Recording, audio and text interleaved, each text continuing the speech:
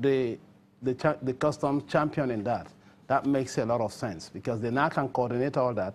And in addition to that, they've now also reduced the time it takes to have the container stationed. And that's also the role of the terminal operator. So you could see quite a lot of collaboration coming through across the board of stakeholders at the port. And that's what we want. Once that gets going, then it's difficult to kill that culture.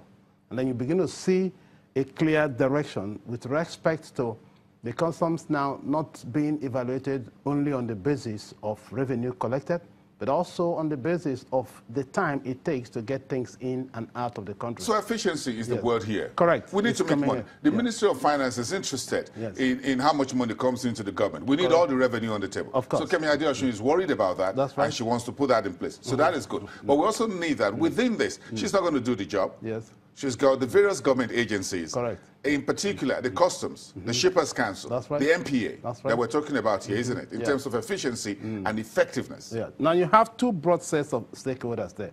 The first set is made up of government agencies. The second set is made up of private operators. For instance, the terminal operators are private operators. They're private business guys.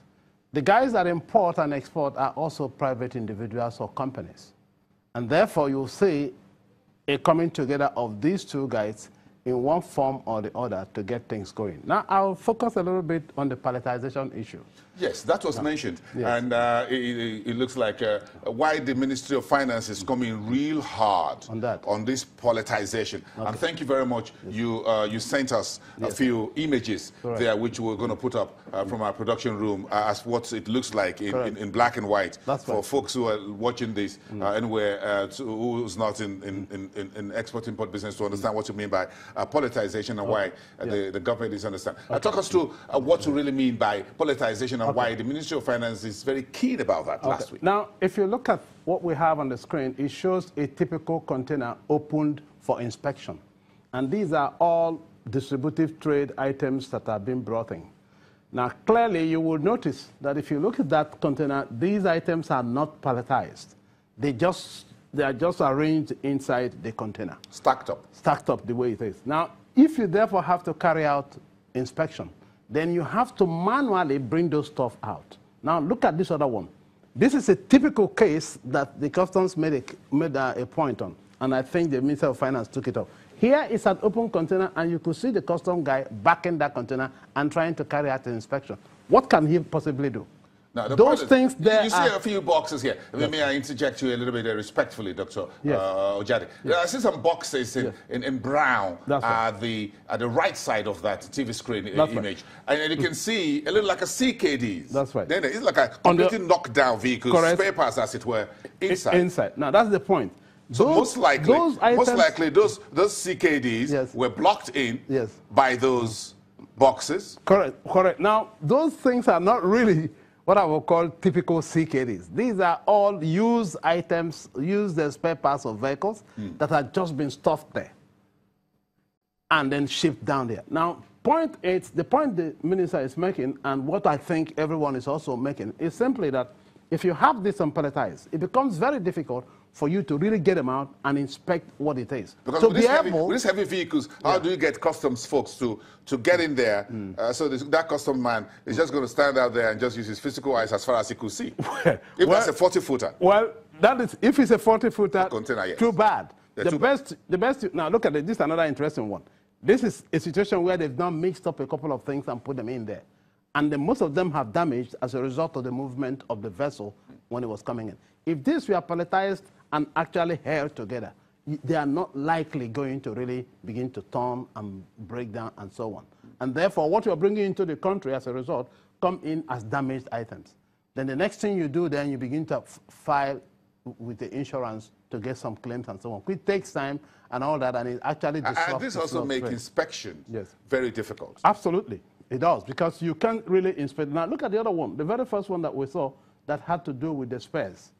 It is impossible practically for you to get those things out, put on the floor of the port, and then inspect them, and therefore identify the tariff that applies to each and every one of them. Of those, so you can't do that. But once you put that in pallets, put them in boxes, and then put them in pallets, and these pallets are well labeled and named, clearly with the weight and the items, then it becomes a lot easier for the customs to move very quickly. Okay, we'll move on those images, 1, 2, 3, 4, 5, and see just a practical example of what you talk about, the politicization that the Ministry of Finance is very keen about. Now, this is an interesting feature. You could see that these are all politicized and actually blocked such that it becomes a lot easier for you to know what is in there. If you want to carry out an inspection, you open up that once the container is when it's stacked, politicized, makes it difficult because we have very nasty roads here. Well, it will not, because this is what we call... So this is going to move around? Yeah, it's not going to move around. So this is what we call blocking inside the container. So you have to get them fixed so they don't move around as the vessel moves or whatever they are lifting them up and so on. And then it makes it a lot easier for the customs guys to quickly move in and check. Now look at the vehicle thing. This is an interesting and a classic case. It's also palletized. And the vehicle is sitting right in there, no movement, whatever, until it gets to where it's going. What do you see in our environment? So that SUV, is that on that pallet? That's right. It's on the pallet, but then it's also blocked so that it doesn't really move. Now, what do you see in most of the vehicles coming in, particularly the used ones? You will notice that they may probably stuff in more than one vehicle in here. Hang it on top, you don't even get to know exactly the kind of vehicle it is. It becomes even risky for the custom guys to move in to try to carry out the inspection. Very interesting. Okay, this looks a bit of a... We're going to have a bit more conversation around these pictures. Let's take time and take a very quick break. Let's take a break, Dr. Ojadi. This is very interesting. I'm getting enlightened. Okay. And millions of our viewers are getting enlightened. What goes on there? Let's take a very quick break, viewers, and let's get back to this conversation around the foreign trade and why the Nigeria's Ministry of Finance is very keen about a new beginning from the 1st of January 2018. We'll be right back in 2.